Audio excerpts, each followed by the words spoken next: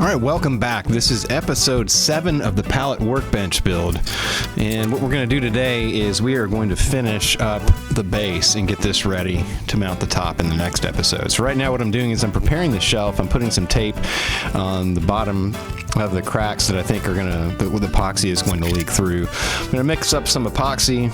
I'm going to do several batches. I'm not going to capture all this on camera, just the first one. I'm doing some purple sparkle just for fun. And I'm using my heat gun to basically pop all the air bubbles. And this is part of the thing that's frustrating because it's going to seep down into these cracks and fill them up. And it's going to take several coats of going back and forth with the heat gun, and it takes a full day for it to cure before you can do anything with it. So in between all these other steps, like sawing off the end pieces to the uprights for the cross braces and laying out the marks as I'm doing right now, I'll be doing various coats of epoxy on both the uprights as well as the stretchers and of course the shelf. So right now what I'm doing is I'm trying to line up where the stretchers are going to go. I'm going to do another mortise and tenon, so I'm going to go actually through the lap joint that joins the cross brace to the actual bench legs. So repeating the same process as I did on the feet. I'm laying out the marks, drilling pilot holes 2/3 of the way through with the paddle bit, then flipping it over and hitting it from the other side as well. And then it's a matter of taking the chisel and sneaking up to the lines. These mortise and tenon joints, honestly, they felt like some of the better joints that I did out of the whole project. Didn't like the ones I did on the feet quite as much, nor on the bench top later on. Maybe it's because I took so much time to hand fit these up. I went back and forth and just kept sneaking up on matching up to the actual tenon. So here I am trying to force it in, and of course it's just not quite going to go. So I have to tap these back out, do a little bit more trimming because it's still catching in a couple of spots. So take it apart, take the chisel back to it, and just kind of sneak out a little bit more material of the centers of these mortise joints. So I get them done, I get them squared up on the inside, and now the stretchers will fit. So I'm working on the other side right now, and some of the work I had to do, this one was a pain in the backside. I had to keep going back and forth trying to get this one to fit up correctly. You can see me struggling with it here. But ultimately I get it taken care of and it fits. So that's basically what it looks like. I'm just kind of massaging it into place with a mallet. Now I'm going to take it apart and prepare for the glue up.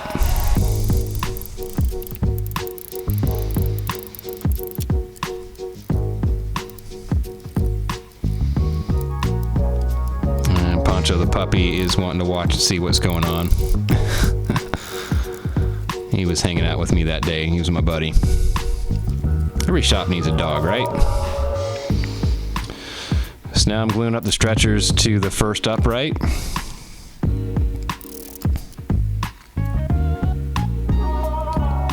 I tell you what, every single one of these glue ups for the joinery, I felt like I was rushing. I should have used, Type Bond 2 ended up being the right glue. It doesn't have quite as long of an open time as, say, Type Bond 3 does, but it's probably just perfect for what I'm doing.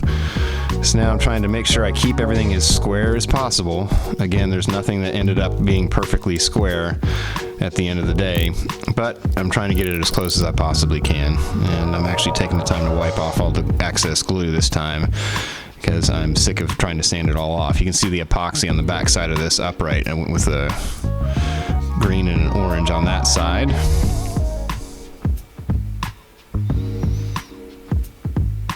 Now you kind of get an idea what the base is going to look like.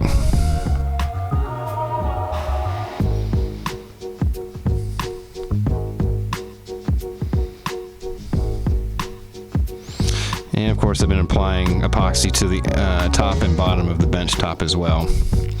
There's the shelf. Now it's time to get ready to go on this shelf. So I'm squaring up the ends, just trimming off the end on that side. This side I'm trimming a lot more off to get it to length. don't worry, I don't throw this offcut away. I ended up making a nice little cutting board for the kitchen out of this. Turned out really nice. And now I'm trimming the width off, and this somehow, the way it dried after gluing up this is obviously this is take one of the bench top is what this shelf is. So the bench top that I did in episode 1 and 2 that I ended up not using because the router blew up on me, this is that bench top attempt. So I'm salvaging it and using it as the shelf. But somehow it cupped. I'm not sure what I did, if it was bad clamping technique, or obviously I didn't do the joints for the glue up very well. So I ended up just trimming off both outside edges to kind of reduce the amount of cupping that occurred. And of course, I measured twice. I should have measured 4 times and cut once. So I ended up trimming the length too short, so I ripped some pieces of hickory, and now I'm attaching them as kind of like some faux breadboard ends. And I'm not using clamps this time. I'm going to use screws, since this is going to sit inside of the cross braces, so I'm going to be clamping it down with some screws. So I drill pilot holes and countersink them, and then I just glue and screw.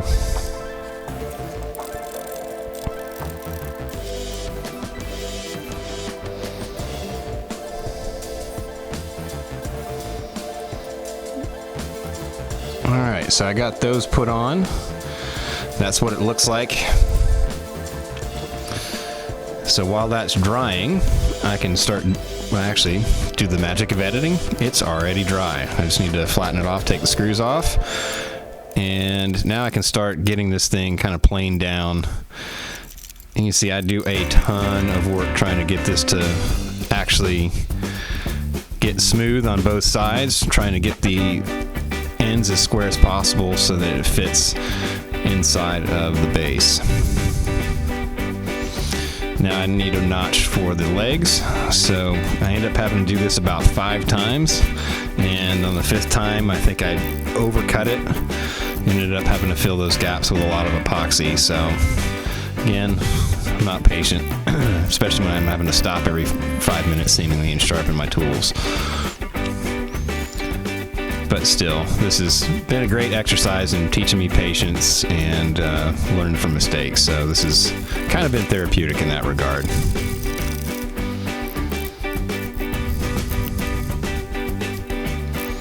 So I notch those out, and like I said, I'm trying to sneak up and get it just tight enough that it'll have a friction fit and won't fall to the ground. So I have to go back and you can't add, it's not as easy to add material to it. This is why I had to add those 2 end pieces. So I'm trying to just take as little as possible off. So I'm doing it with a hand plane and just taking about a 1/16 inch off at a time and just sneaking up to it until I feel like it fits right.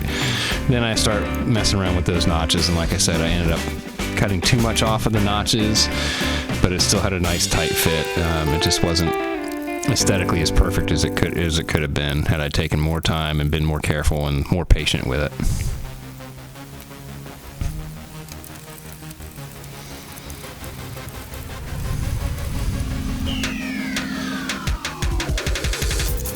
Alright, now it's time to seat it for the very first time. Then I get it in and I'm like, I wonder, should I make this go below flush and have a lip based on the stretchers and the cross braces, or should I have it flush with everything? And I end up deciding to have it countersink just a little bit, so I have a nice little, I have about a 1-inch lip on the stretchers and the cross braces. So here I'm doing the final fit up, and it fits. That's what it looks like if I were to leave it flush. I decided to drop it down after much deliberation and thought. And this is, I don't regret this decision because it helps prevent tools from sliding off. Not that the bench is going to be moving at all, because this thing is heavy as all get out. But anyway, now it's time to get rid of the excess epoxy, because my choice to recess it means that I need to get all of the epoxy off the bench top, off the shelf as I can, because it's going to be way too hard to do it while it's in place. So I'm going at it with a block plane at first, and get off all the big chunks of it and get it pretty close. Then I hit it with my number 4 smoothing plane. Get it even a little bit closer still. This also helps take out some of the cupping. It ends up being pretty flat and level after I've done this a few times. Then I bought the Bauer Harbor Freight random orbital sander. This is their nicer one, and so far I loved it. I mean, I'm absolutely digging having this tool. I use it on every bit of the finished sanding work. Starting at, I think I started at a 60 grit and worked my way up to a 220. I'm putting a little bit of naphtha on there just to get an idea what it's going to look like once I put some Danish oil on it, and I'm really digging how it looks. So now it's time to set it in place for the very first time and prepare to set the pegs. But first, I've got to get the gluing surface cleaned up for the cross braces and the stretchers. So I hit with some 60 grit sandpaper, move up to 80 and 120. I leave it at, I think I leave it at 80 for the glue up, just so it has some nice porous surface to kind of seep into. And now I get ready to set the pegs. So I'm going with drumstick pegs again to keep the shelf nice and sturdy. I don't want to just rely on a glue joint. I want to have a mechanical joint with this. So I'm drilling holes and plugging those holes with drumstick dowels. In case anybody's wondering, these are mostly Vic Firth Danny Carey signature sticks. Those seem to be the sticks that I like to play the most.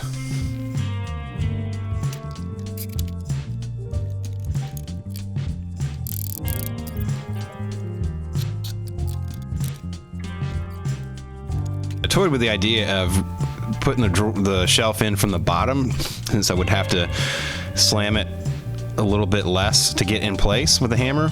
Then I realized I did all the fitting, pounding it down from the top down, so it kind of has memory of that. So I decided just to do with what I've done rather than risk creating a split or a crack somewhere that I hadn't prepared for. So get it all in place. I do everything I can to get it level while it's on the ground. And somehow I managed to pick the whole thing up and set it on the bench top, and I start to clamp it in place. And I wrestle with the clamping pattern quite a bit. I just want something to keep it from moving, keep the thing flat and level as possible while I drill the holes with the paddle bit and pound the drumstick pegs home. So I think I did 5 on the stretcher side, 5 or 6 pegs on the stretcher side, and then 3 on the cross brace side.